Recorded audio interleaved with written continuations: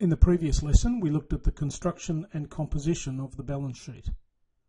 In this lesson, we will look at issues relating to the interpretation of balance sheets.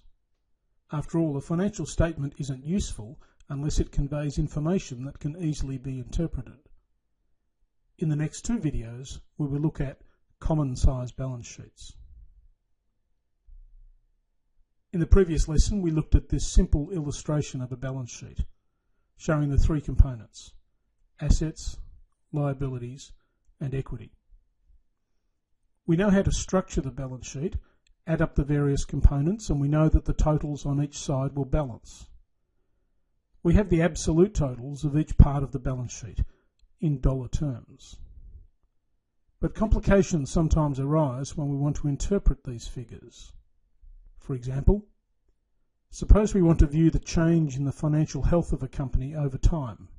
And for ease of illustration, we will focus on the asset side of the balance sheet. But everything I'm about to say applies equally to liabilities and equity. Let's put in just a couple of typical assets so that we have numbers to work with. Only cash and inventory are shown here, but of course there are going to be a number of other current and non-current assets.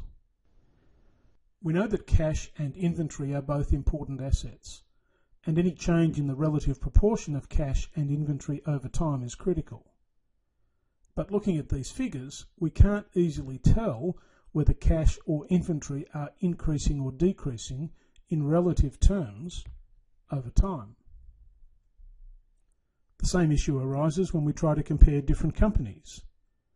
XYZ is clearly a bigger company and has more cash, but is it in a healthier position in terms of cash than ABC? We can't really tell from these figures. That's where common size balance sheets come in.